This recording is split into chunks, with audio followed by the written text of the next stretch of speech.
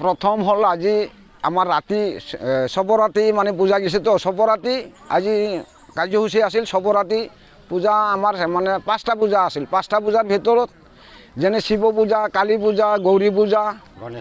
গণেশ পূজা গুৰু পূজা এইকেইটা পূজা কৰাৰ পিছত কৰি মেথক শিৱ পূজা কৰা হৈছে শিৱ পূজা কৰি আৰু এই সখানত পঠাই দিয়া হয়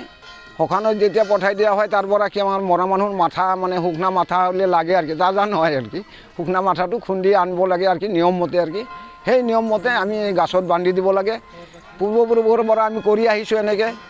এইটো ৰাইজৰ মংগলৰ্থে কৰা হয় আমাৰ গাঁৱৰ ৰাইজৰ আর সমগ্র অসমরে মানে মঙ্গল কামনা করে এই পূজাখন করা হয় আর কি সেই হিসাবে আমি পূজাখন করে আহিছোঁ আগে পিছে আর বর্তমানও করে যাম বলে আশা করি আমার খালি ইয়াতে নহয় অল অসমতে আমার যেটো কোচ রাজবংশী মানুহখিনি আছে এই কোচ রাজবংশী মানুহখিনিয়ে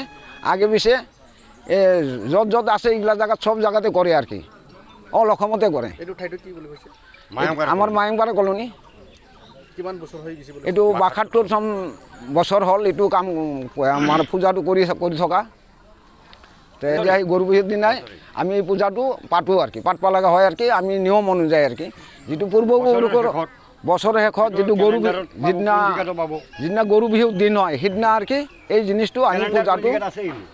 পূজাটো পাতব লগা হয় আৰু কি নিয়ম মতে আৰু কি সব জায়গাতে এনেকৈ পাতে আৰু কি এই গৰু বিহুৰ দিনাই আমাৰো গৰু গৰু গা পা ধুৱাই আহি মানুহ মানে মানুহ বিহু বুলি কয় আজি গৰু বিহু কালি হ'ল মানুহ বিহু তেনেকৈ ঠিক আমি সেই পৰ্বটো মানি আৰু কি চলি আছোঁ আৰু কি